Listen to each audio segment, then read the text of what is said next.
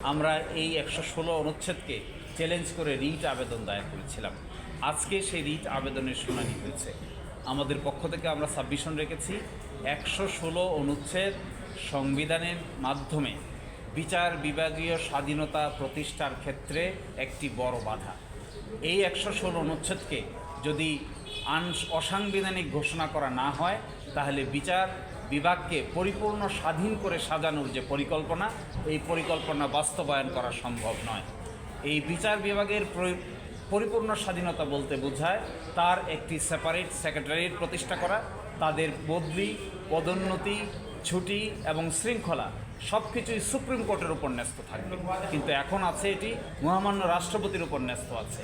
যদি সুপ্রিম কোর্টের উপর ন্যস্ত করা যায় তাহলে অধস্তন বিচারকদের উপরে সরকারের যে নিয়ন্ত্রণ থাকে, আইন মন্ত্রণালয় অতীতে অধস্তন বিচারকদের যেভাবে নিয়ন্ত্রণ করেছে, রায় দেওয়ার ক্ষেত্রে, তারিখ দেওয়ার ক্ষেত্রে, সাজা দেওয়ার ক্ষেত্রে, বদলি করার ক্ষেত্রে, এক জায়গা থেকে আরেক জায়গায় একটি রায় দিলে বান্দরবন খাগড়াছড়ি পাঠিয়ে দেওয়ার ক্ষেত্রে এই সকল ধরনের অসাংবিধানিক এবং স্বাধীনতা বিরোধী যে কর্মকাণ্ড তাদের করা হয়, এখান থেকে তাদেরকে মুক্ত করে দেওয়া প্রয়োজন।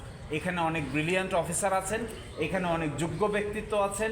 এই যোগ্য ব্যক্তিত্বকে যদি স্বাধীনতা দেওয়া হয় তাহলে স্বাধীনভাবে তারা বাংলাদেশের জন্য, বিচার বিভাগের জন্য কাজ করতে পারবে।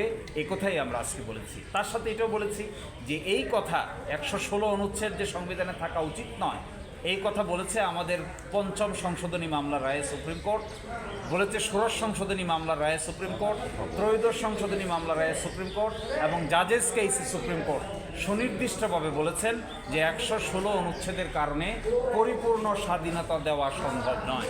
এই জন্যই ১১৬ অনুচ্ছেদ আমরা চাই অতি দ্রুত আমাদের হাইকোর্ট বিভাগ শুনানি করে এই ১১৬ অনুচ্ছেদকে অসাংবিধানিক ঘোষণা করো।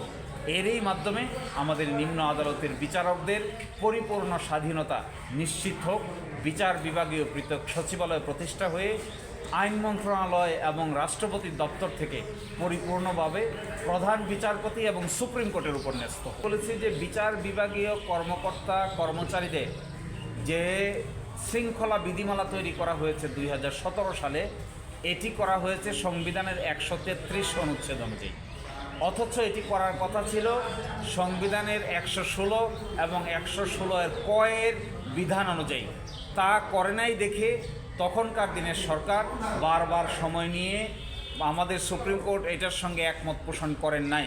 ৫৮ বার সময় নেওয়ার পরে তখনকার দিনের প্রধান বিচারপতি দেশ থেকে চলে যেতে বাধ্য হন।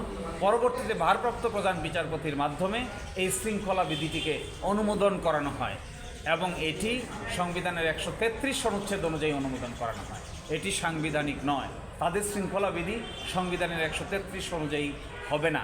এটি তৈরি করবে উচ্চ আদালত, অর্থাৎ বাংলাদেশের সুপ্রিম কোর্ট, রাষ্ট্রপতির দপ্তর নয়।